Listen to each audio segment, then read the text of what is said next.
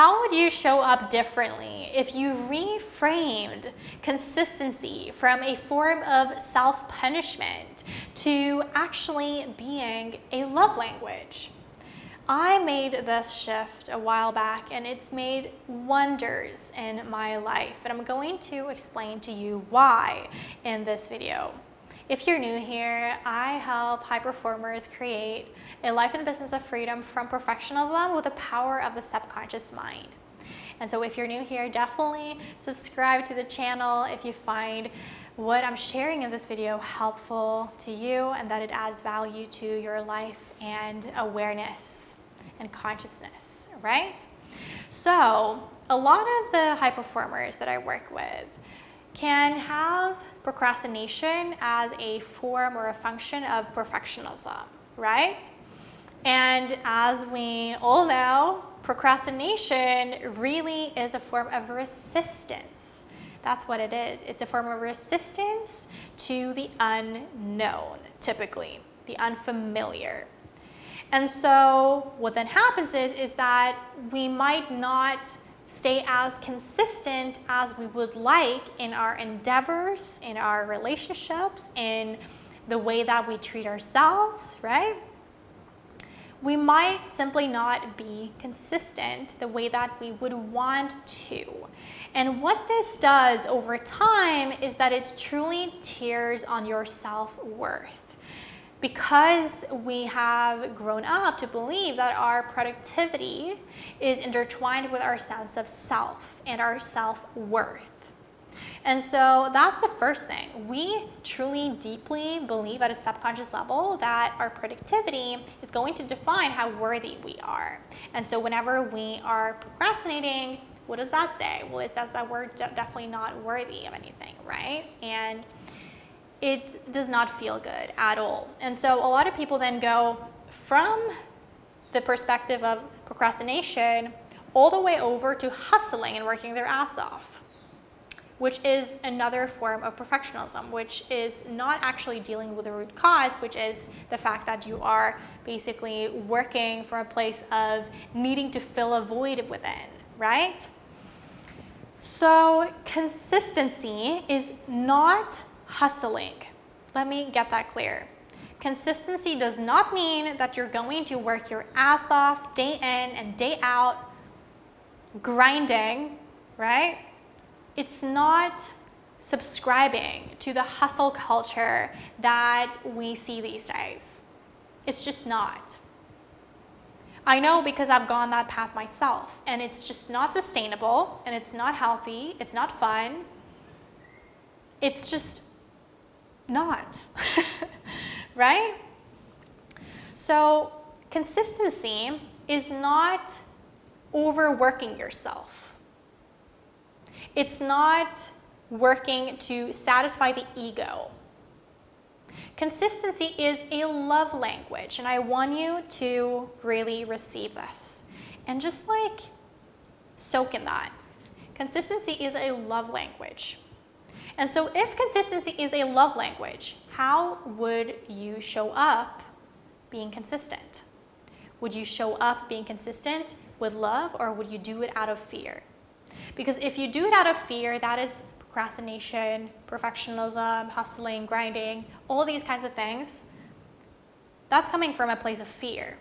Whereas if you stay consistent from a place of wholehearted love for yourself, knowing that you are nurturing seeds in your relationships, in your connections, right? In your work, in your self-expression, in the way that you take care of yourself, if you begin to see that consistency is a love language, the way that you show up is so different.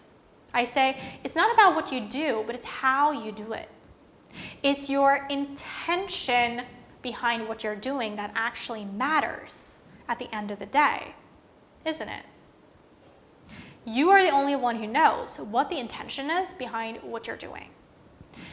How do I know? Because you will have a soft whisper that is consistent and persistent across time and space that will keep on telling you whether you're doing something to satisfy the ego, to basically self-protect, and self-maintain, or you're doing it for that which is beyond you, from your heart, from a place of knowingness that you are interconnected with everything and everything is interconnected with you. Different place altogether. Now, consistency is a word that you get to re-anchor yourself to, because you see, all of the different words that we use in our language, in your language, you have anchored yourself to, you have anchored certain memories with those words.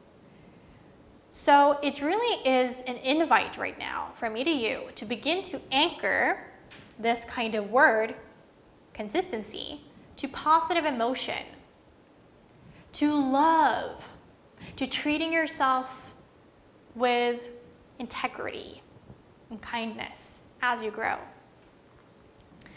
I chose consistency to be my word for this year, this trip around the sun for me. And it came to me very intuitively. I'd gone from, a couple of years of inward growth and flow and just going with the motion of things, until I, this year, kind of felt an urge or a wantingness or a desire to grow and expand outwardly and stay consistent. And consistent, again, does not mean that you are to shame yourself if you're not working. It doesn't mean that you're going to work all the time. It's not to say that you are going to self-sacrifice yourself in your relationships and people please, because that, again, is perfectionism. Consistency is a commitment to show up for yourself and show up for the sunflower and the bloomer and the light within you that might not be fully activated yet, but you're doing it still. You're showing up from that place and for that kind of version of you that knows that you are the light, you are the sunflower, you are the bloomer. And so you're showing up from that place. It's very different to showing up from a place of needing to push, prove, and please. Consistency truly means that you're able to honor yourself as you grow and also make one commitment to yourself every day, and honor that commitment. It might be a small little thing. And I'm not here to say what is small and what is big. That is all depending on your context. But let's say drink a glass of water as you wake up. Right? If you tell yourself, I would love to do that, to honor myself and my body, to take care of myself, then, if you make that commitment with yourself and you're staying consistent with that, you actually honor yourself and you kind of feel amazing, right? Because you know that you were the one intending to do it and you follow through on it.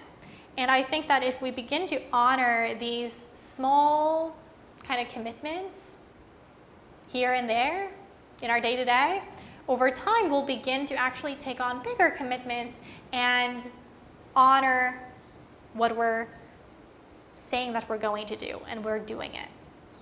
Knowing that what we do does not define our worth. We're doing it from a place of love and nurturing for ourselves and our spirit, because we're here to expand, to grow. And that might look different to you now than it will do a year from now, or 5 years, or 10 years from now. It looked differently years ago, right? And so how come it's not going to change in the future?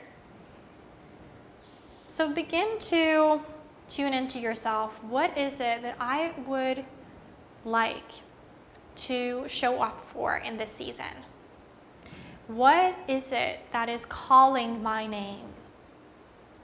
How might I show up with consistency for this from a place of love, knowing that it is a love language for me to stay consistent on this? You will know the answer to that deep down. I would also love to invite you into the Bloom Beyond tribe so we can explore this further, where you can begin to see consistency as a love language, and you can integrate that and begin to act from this place of love and care for yourself and nurturance for yourself. You can go to bloombeyond.com/apply, which is, where you will send through that application. It's free to be able to join that tribe of what I call sunflowers, which are free guests, which then would be you, and then also bloomers, which are paid clients that have enrolled in our, longer commitment and kind of in-depth programs to be able to overcome perfectionism fully and completely and step into a bright, brave, and balanced version of self. So you're more than welcome to apply. We have a 256 members limit and monthly cohort, so make sure to get on that wait list. If I speak to you and my voice and what I say and channel is resonating with you, we might see each other on the other side. And remember that consistency is a love language. Stay bright, brave, and balanced.